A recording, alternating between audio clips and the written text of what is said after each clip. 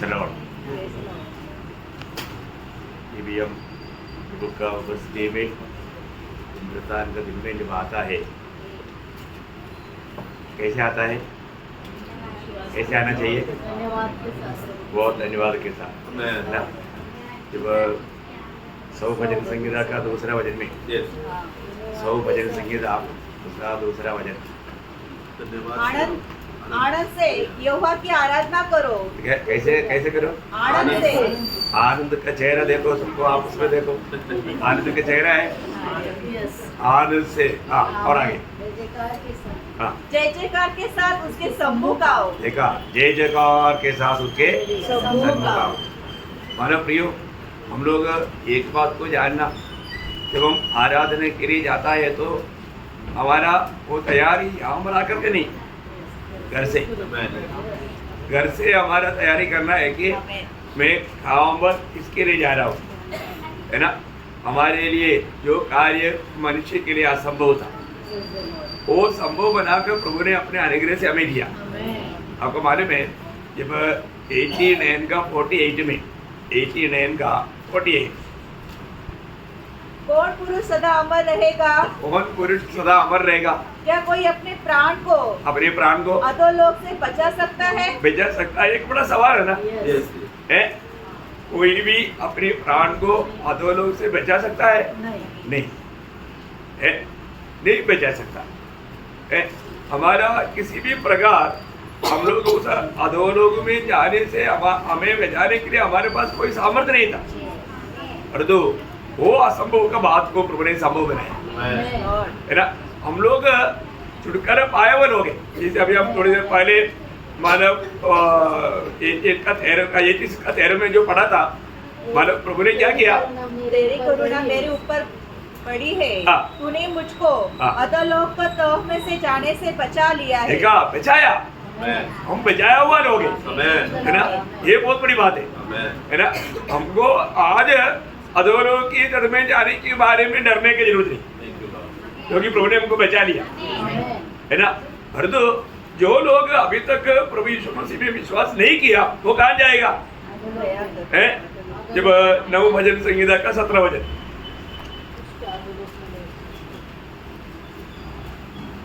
अधोलोक में लौट जाएंगे। देखा, दुष्ट अधोलोक में लौट जाएगा। दुष्ट लोग, है ना, जो लोग परमेश्वर ने तैयार किया हुआ इतना बड़ा उद्धार को वो स्वीकारने के लिए तैयार नहीं हुआ, वे लोग दुष्ट लोग हैं। दुष्ट लोग, वो लोग अधोलोक में लौट जाएगा, वो अधोलोक में जाएगा। परंतु प्रभु ने हमें उस अधोलोक में जाने से बचा लिया। मैं एक बात आपको बताना चाहता हूँ, हम लोग जो उद्धार पाए वो लोग, हम प्रभु से कितना आभारी रहना चाहिए, है ना। क्योंकि हमारे लिए जो मिला हुआ ये छुटकारा 49 भजन संगीत का 7 से 9 तक का भजन आपको याद है, मनुष्य के लिए एक असंभव बात था, है ना। परंतु प्रभु ने हमें वो संभव करके दिया, है ना। हम लोग कितना आभारी होने चाहिए, कितना आभारी होने चाहिए, है ना। उद्धार पाया वो लोग, है ना, पाप क्षमा पाया वो लोग, है ना, प्रभु को पाया वो लोग, प्रभु की आत्मा पाया वो लोग, कितना आभारी होना, है ना। हमें उस शैतान की उस वश में से छुड़ाकर हमें पुत्र के राज्य में प्रवेश कराया। प्रवेश कराने के पीछे प्रभु का उद्देश्य क्या है ना। पड़ोसियों उसका 5 अध्याय का 13 भजन, और पिता का धन्यवाद करते रहो, इसने हमें इस योग्य बनाया ज्योति में पवित्र लोगों के साथ विरासत में सहभागी हो।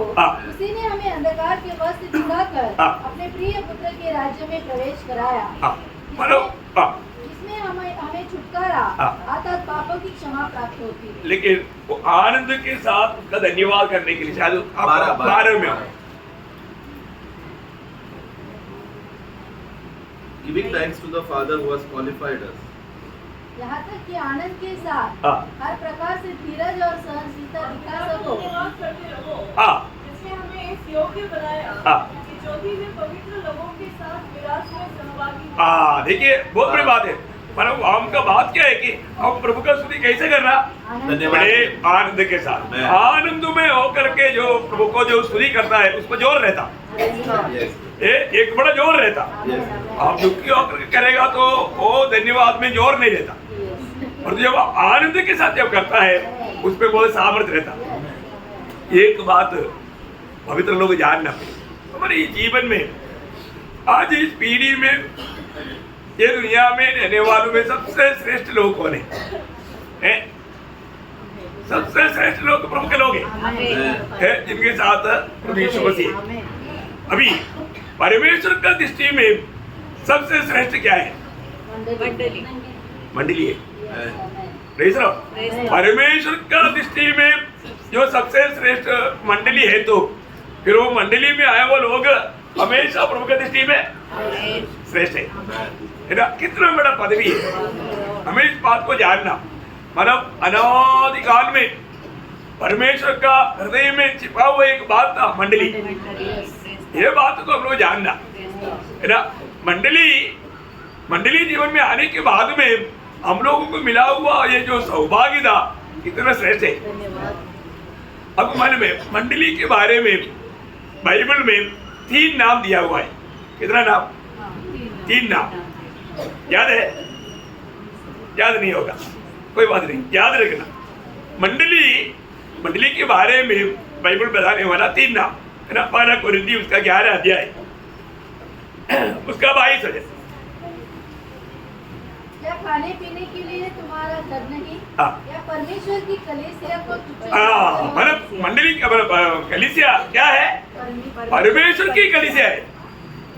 देखा, परमेश्वर की कलीसिया। कलीसिया ये दुनिया का किसी का नहीं, कोई प्राइवेट कंपनी का नहीं। कलीसिया परमेश्वर की कलीसिया है। उसका 16 वचन में भी हम देखता है परमेश्वर की कलीसिया। मैं एक बात आपको बताना चाहता हूँ। पहली बात, कलीसिया या मंडली किसका है?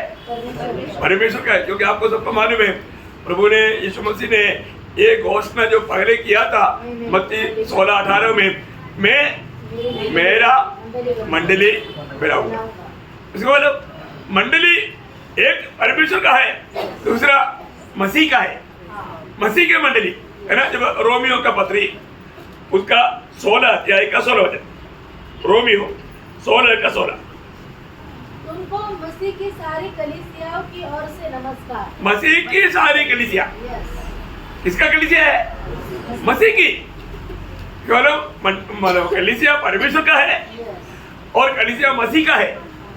बहुत बड़ी बात है। कलीसिया परमेश्वर का है और कलीसिया मसीह का है। और एक तीसरा नाम पहला कुरिन्थी उसका 14 अध्याय उसका 34 वचन,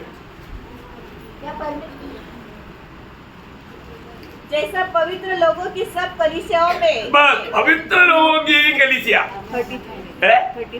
33 में। ओके, 33 में है। मतलब पवित्र लोगों की कलीसिया। कलीसिया किसका है? पवित्र लोगों का है। देखो कितना अनोखा मतलब शब्द है। ये बातों को हमें जानना बहुत बड़ी बात है। मतलब मंडली का गौरव जान करके उनका हर एक काम होना चाहिए। अभी आपको मालूम है कई ऐसा कंपनी है, आप लोग देखता है वो कंपनी में कोई भी स्टाफ जो है वो हमेशा सूट टाई वाला बांध करके ही काम कर देगा। ओढ़ रहे कंपनी का स्टैंडर्ड है। कंपनी के स्टैंडर्ड के अनुसार वो काम करना है ना। कोई भी काम कभी भी है वो अच्छा शू पहना होना चाहिए। वो मतलब सूट और गर्मी भी क्यों ना हो तो भी टाई वाला बांध करके कोट वाला पहन करके जाना चाहिए। कंपनी का ऑर्डर है, कंपनी का स्टैंडर्ड है। अभी दुनिया में ये सबसे बड़ा बात प्रभु का मंडली है। प्रभु का मंडली के आगे कुछ भी नहीं। तो मंडली जीवन में आया हुआ हर एक लोगों का काम कैसे होना चाहिए? स्टैंडर्ड होना चाहिए। सही बात है। कौन सा स्टैंडर्ड? स्वर्गीय स्टैंडर्ड। वो स्टैंडर्ड क्या है? हर एक काम एक ज्वलन मन के साथ होना चाहिए। प्रभु का काम ढीला नहीं होना चाहिए। आप प्रभु की मंडली का सदस्य है तो आपका हर एक बातों में एक ऐसा एक नमूना होना चाहिए। अभी आपको मैं बताया ना, आर्मी के लोग कभी भी ऐसा चलते हुए देखे ना उसको तुरंत पनिशमेंट मिलेगा। आर्मी के लोग ऐसे नहीं चलना। आर्मी के लोग आर्मी में चले, कहीं भी चले, वो एकदम अच्छा लेफ्ट राइट करके चलेगा। उसका चाल देख करके लोग बोलेगा ये आर्मी के जमाने, लोग बोलेगा। उससे बढ़ करके प्रभु के लोग हैं। प्रभु के लोग हमेशा कैसे होने चाहिए प्रियो? एक प्रभु का लोग हर एक काम एक ज्वलन मन से करना चाहिए, क्योंकि हम साधारण लोग नहीं, हम उदार पाए हुए लोग हैं। हम प्रभु की उपस्थिति में जब जाता है, प्रभु का कार्य जो करता है वो सब एक ज्वलन मन के साथ ना। पौलुस बोलने वाले एक शब्द जब दूसरा कोरिन्थी 11 अध्याय उसका दूसरा वचन, दूसरा कोरिन्थी 11 अध्याय का दूसरा वचन, क्योंकि मैं तुम्हारे विषय में ईश्वरीय धुन लगाए रहता हूँ। हाँ, मानो मैं तुम्हारे विषय में ईश्वरीय धुन लगाए। ईश्वरीय धुन, उसका मालूम क्या? समझने वाला भाषा में मानो ईश्वर का जलन रखता हूँ। हाँ, क्या रखता है? ईश्वर का जलन। ओह, ईश्वर का जलन। हाँ, हमारे में क्या चाहिए? ईश्वर का जलन। देखा, पौलुस बोलता है मैं जलन देखता हूँ, मेरे को मैं जलता है, मैं जलता है तुम्हारे प्रति, तुम्हारे प्रति मुझे जलन है।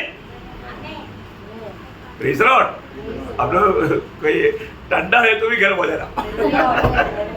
Praise the Lord. एक ज्वलन मन ना, हमें एक दूसरे को हमारे हर एक बातों में, खास करके आत्मीय जीवन में, प्रभु का कामों में हमें एक ज्वलन मन रखना है ना। गलातियों मंडली को लिखने के टाइम पर पौलुस बोलता है, गलातियों उसका 4 अध्याय उसका 18 वचन,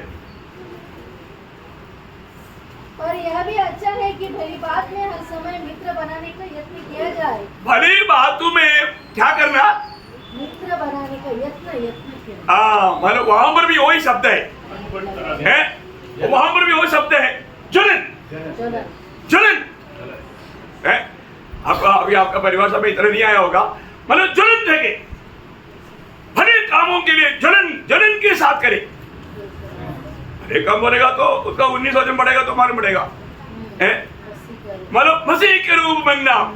हमें हर एक लोगों के एक बड़ा कर्तव्य है, हमें एक ज्वलन मन के साथ हमें दिया हुआ हर एक भाई बहन को मसीह के रूप में लाने के लिए एक ज्वलन मन रह करके कार्य करना। Praise the Lord. एक ज्वलन मन होना। प्रभु की सेवा कभी भी जब करता है कैसे करना? जब रोमियो 12 अध्याय का 11 वचन, रोमियो 12 का 11, प्रयत्न करने में आलसी न हो, प्रयत्न करने में आलसी ना हो, आत्मिक उन्माद में भरे रहो, आत्मा की उस जलसी रखो, आत्मा की जलसी रखो, आत्मा की जलसी में, आत्मा की ज्वलन में सेवा करो। वो है वचन, ऐसा आना चाहिए। आत्मा में ज्वलन होकर के प्रभु की सेवा करो, आत्मा में भर करके आत्मा की ज्वलन में हर एक काम करना। प्रियो, बहुत बड़ी बात है। देखो, हम लोग बिल्कुल ये दुनिया के लोग ऐसा नहीं। हम प्रभु की मंडली बोलेगा तो मंडली बोलेगा तो प्रभु ने अपनी विशेष उद्देश्य के लिए दुनिया से आने के लोग हैं, प्रभु का मंडली। प्रभु का उद्देश्य हमारे प्रति, प्रभु की एक बड़ा योजना है। प्रियो, बहुत बड़ा अनोखा पद्धति हमारे बारे में है। इसलिए इस छोटा सा जीवन में हमें हमेशा क्या करना? हमें एक ज्वलन मन के साथ प्रभु का कार्य करना, एक बड़ा उत्साही होकर कार्य करना। यीशु मसीह जब दुनिया में था, यीशु मसीह को जलन होता था, है ना? यीशु मसीह जलता था। कब जलता था मालूम है? गलत बात देखेगा तो जलन हो जाता है ना। यूहन्ना का सुसमाचार 2 अध्याय उसका 14 से 17 तक वचन पड़ेगा तो संभव आपको मालूम पड़ेगा। उसके मंदिर में बैल, भेड़ और कबूतर की बेचने वालों, हाँ, देखो मंदिर में अभी क्या है? बैल, भेड़, कबूतर की बेचने वालों। अभी देखो मंदिर में क्या होना चाहिए? प्रभु की आराधना होना चाहिए, प्रभु के भवन है, प्रार्थना भवन है। और तो अभी यहाँ पर क्या है? बैल और मतलब बेचना वाले जाकर के अभी सेल कर रहे हैं। आगे, और सर्राफों को बैठे हुए पाया। तब उसने रस्सियों का कोड़ा बनाकर सब भेड़ों और बैलों को मंदिर से निकाल दिया, और सर्राफों के पैसे बिखरे और पीड़ों को उलट दिया, और कबूतर बेचने वालों से कहा, इन्हें यहाँ से ले जाओ, मेरे पिता के घर को व्यापार का घर मत बनाओ। तब उसके चेलों को स्मरण आया, क्या स्मरण आया? कि लिखा है, लिखा है तेरे घर की धूल मुझे खाए जाएगी। तेरे घर की धूल धूल मुझे खाए जाएगी। क्या है? मुझे तेरा घर की धूल जलन। बाबरी वो शब्द आना चाहिए, जलन। जलन, घर की जलन। वचन में लिखा, कहाँ पर लिखा? 69 भजन संगीता में लिखा, क्योंकि 69 का 9। क्योंकि मैं तेरे भवन की धूल में हाँ। जलते जलते भस्म हुआ। देखा, जलते जलते जलन, एक सच्चा जलन। ओह प्रियो, कई लोगों के जीवन को देख करके जलन होता है। पूरा नहीं मानना प्रिय। उधार पाए वो लोग कैसे होने चाहिए? प्रियो, बहुत बड़ी बात है ना हमारे जीवन में। हम लोग ये वचन जब पढ़ता है, सीखता है, तो वो वचन के आधार पे हमारे जीवन होना चाहिए ना, है ना। प्रभु ने वचन में क्यों दिया? 119 का 4। हाँ, कैसे मानना? यत्न से। मानो वहां पर भी प्रयत्न करना है, एक लड़ाई करना है हमें इन बातों में। मानो एकदम उसको मानो सुस्ती में नहीं करना, हम उस बात को हल्का नहीं जानना। प्रियो, में कितना अधिक हमें परखना चाहिए, हमें सोचना चाहिए प्रभु के प्रति, प्रभु के कामों में। अभी आपको सबको मालूम है, ऐसे हमारे यिर्मयाह 48 कहते हैं, जो यहोवा का काम आलसीपन से करता है वो धन्य है। साबित लिखा? नहीं। अच्छा, वो चलता है ऐसा, वो लोग आपका बाइबल में बराबर लिखा, और तो कई लोगों ने ऐसे नहीं लिखा।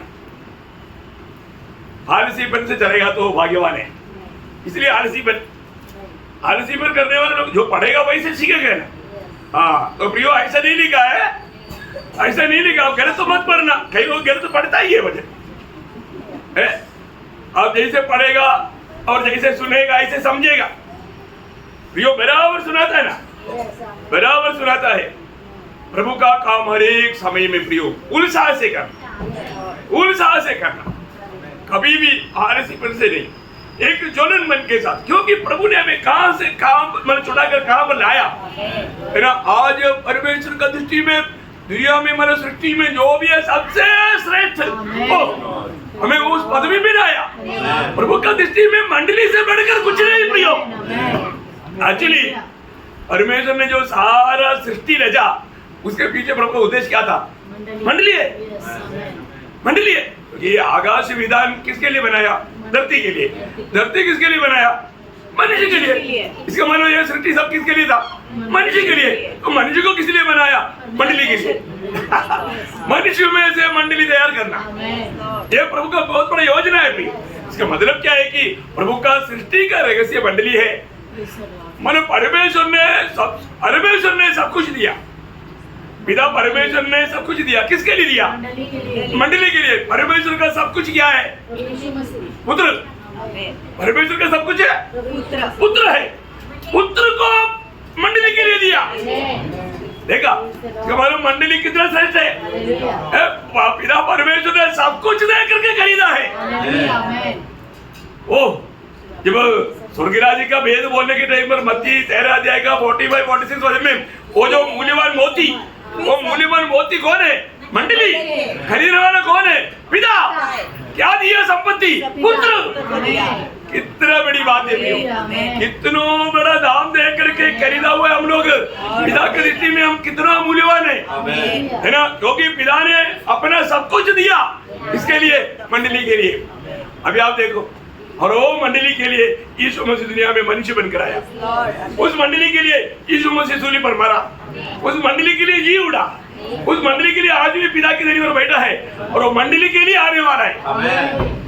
अभी जब आएगा किसके लिए आएगा? मंडली के लिए। ऐसा है तो इतना अतुल्य, इतना श्रेष्ठ पदवी प्रभु ने हमें देने के लिए, प्रभु ने हमारे लिए कितना बड़ा दाम चुकाया, याद करना चाहिए कि नहीं? है ना। हाँ प्रियो, हमेशा याद करना चाहिए, है ना। प्रभु का हमेशा हम कभी भूल नहीं सकते। प्रभु का सूर्य की मृत्यु को याद दिलाने वाला हमेशा हम कभी नहीं भूल सकता, है ना। वो भूलना बहुत बड़ा धोखा है हमारे जीवन में। हम लोग हर संडे को, पुनरुत्थान के दिन में हम लोग मेष में आचरण करता है, उसमें भाग लेता है। उस समय में हम कैसा भाग लेता है प्रियो, हमारे जीवन कैसा है, ये बात को हमें परखना है ना। हर एक का मतलब मसीह में आने के बाद में हर एक काम मतलब किस सोर्स में होना चाहिए? प्रभु की प्रेम की सोर्स में। किसके होनी चाहिए? मसीह की प्रेम की सोर्स, है ना। अब अभी मतलब दूसरा कोरिन्थी 5 अध्याय का 14 वचन में हमने देखा था, प्रभु की प्रेम हमको विवेश करता। देखा, मसीह की प्रेम हमको विवेश करता, मतलब प्रेम हमको मतलब विवेश करना चाहिए। प्रेम, हाँ, आज सुबह उठने के टाइम पर आज मेरा छुटकारा दिया हुआ, मेरा प्रभु की आराधना का दिन है हो, ये बात सोचते ही हमारे अंदर कितना जलन होना चाहिए, कितना खुशी होना चाहिए, क्योंकि दुनिया में मिलने वाला सबसे बड़ा धन्य अनुभव में प्रभु ने मुझको लाया। इसलिए पहला कोरिन्थी 16 का 14 में लिखा है, तुम जो भी करो प्रेम में करो। जो भी करो तुम प्रभु की प्रेम में करो। ये बहुत बड़ी बात है, प्रभु की प्रेम में करना। आज जब हम प्रभु की उपस्थिति में बैठा है, उस समय में भी हमें ये बात को परखना है। मैं आज सच में देखो, एक दाम देने वाली बात है ना। हमारे जीवन में हमारे एक बहुत बड़ा कर्तव्य है। यूदा बोलता है, यूदा का पत्री उसका 21 वचन मानना, यूदा उसका 21 वचन, अपने आप को परमेश्वर के प्रेम में बनाए रखो। अपने आप को परमेश्वर की प्रेम में बनाए रखो। परमेश्वर के प्रेम में अपने आप को बनाए रखो। वाह वाह वाह, हमारा कोई प्रेम नहीं, परमेश्वर का प्रेम। वो कौन सा प्रेम है? आगे प्रेम। इसका मतलब क्या है कि ना तकने वाला, और दूसरा कोई हमको प्रेम नहीं किया, हमारे और नहीं देखा, मुस्कुराया नहीं, नो प्रॉब्लम, पर तो हमारे प्रेम में कोई बाधा नहीं आना, वो प्रेम में मन कमजोरी नहीं आना, वो प्रेम बुझना नहीं। Praise Lord. तो हम लोग प्रियो एक बात जानना है ना, कई लोग मानो उनको तो दिन का कोई फर्क नहीं, जीवन में भी कोई इतना बदलाव नहीं, कूड़ा मुंह धोया ऐसे आ गया, ऐसे नहीं है। अभी हम थोड़ी देर पहले भी हमने देखा, जब भी आप प्रभु में से लेते हैं, और तो क्या लेता? आशीष लेता या श्राप लेता? अब मेष लेकर के श्रापित होकर के जाएगा, क्या फायदा? मेष लेकर के श्राप पाता ना, कब पाता मालूम है? वो ये जो अयोग्य रीति, वो वचन और एक बार पढ़ेगा तो अच्छा बात है ना। पहला कोरिन्थी उसका 11 अध्याय का 28-29। इसीलिए मनुष्य अपने आप को जांच ले। अपने आप को जांच ले। देखो, अभी एक दूसरे को जांचने के लिए अधिकार नहीं है। हाँ, मेरा पड़ोसी, अरे मैं उसको जानता हूँ, ऐसे नहीं बोलना। पड़ोसियों को मत जांचो, अपने आप को जांचो। और इसी रीति से इस रोटी में से खाए और इस कटोरे में से पिए, क्योंकि जो खाते पीते समय में प्रभु की देह को न पहचाने, वह इस खाने और पीने से अपने ऊपर दंड लाता है। हाँ, इसका मतलब क्या है कि अरे यार, बीते दिन में वो बहन ने मेरे बारे में ऐसे बोला था, उसको तो मैंने माफ नहीं किया। मेरे के अंदर कड़वाहट आया था, मेरे अंदर नफरत आया था, मेरे को जेलसी आया था, इसलिए क्रोध का जेलसी 2 थप्पड़ मार देगा है।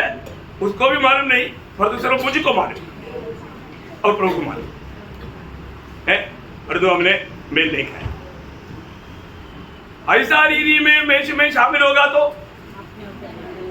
दंड खाएगा, पिएगा। Praise Lord. हमें हर एक लोगों को अच्छी तरह परखना है। मेरे दिल में सबके प्रति प्रेम की अलावा कोई बात है क्या? पिछले हफ्ते में उसने मेरे को प्रेस नोट नहीं किया और मेरे को मिला भी नहीं, हाथ भी नहीं मिलाया, नफरत अंदर है। हाँ, इसी बार मैं उसको भी नहीं दूं। ऐसा निर्णय में बैठा है और प्रोमिस ले रहा है। देखा, अगर तुम्हारा मतलब भाई की मन में तुम्हारे प्रति कुछ है करके अगर मालूम है तो पहले जाकर उसको मिलना है, मेल होना है।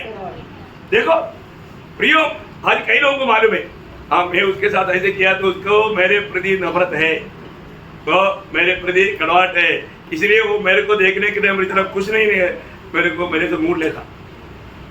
प्रियो, उस भावना में जाकर के आप ये सब करेगा तो क्या होगा? है, आप दंड खाता पीता है।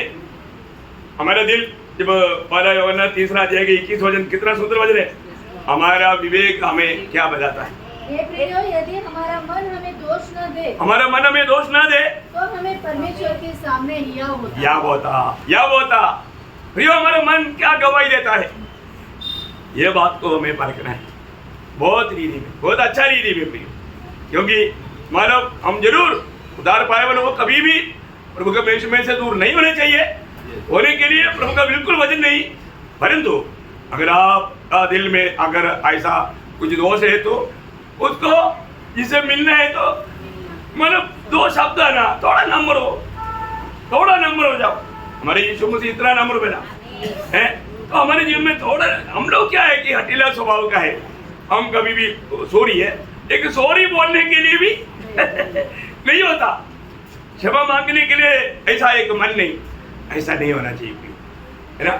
हमें अपने जीवन को परखना है, हमें अपने जीवन को जांचना है।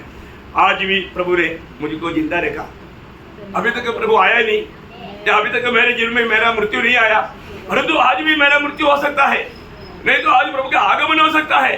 क्या मैं सच में तैयार है क्या? अपने आप को परखना, अपने आप को जांचना।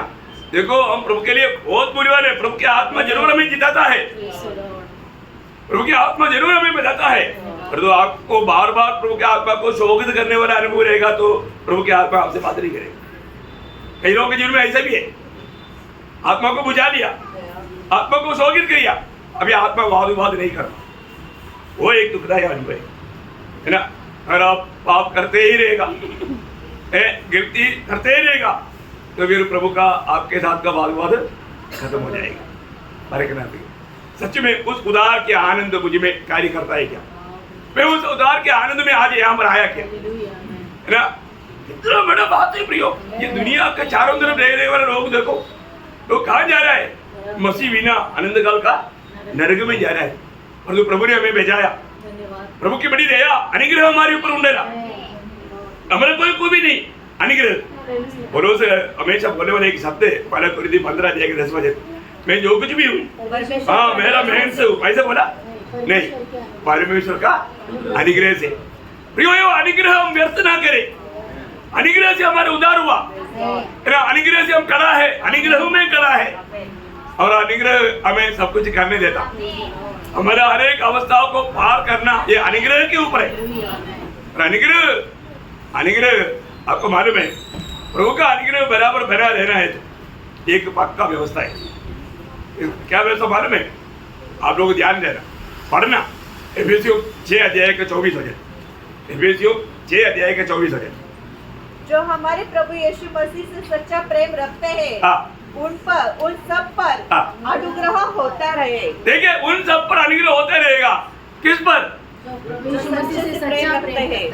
पर वो सच्चा प्रेम वो नहीं, ऐसा उसका ऐसा आना चाहिए, अच्छे प्रेम,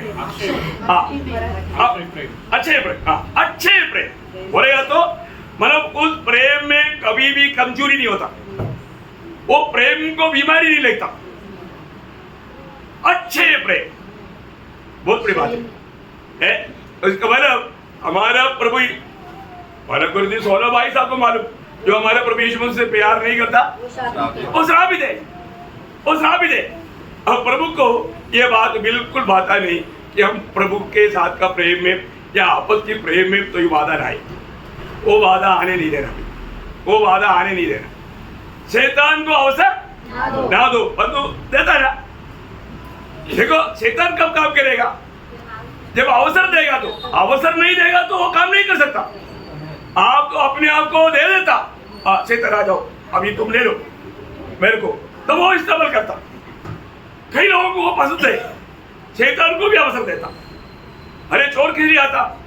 चोरी करने के लिए, घात करने के लिए, नष्ट करने के लिए।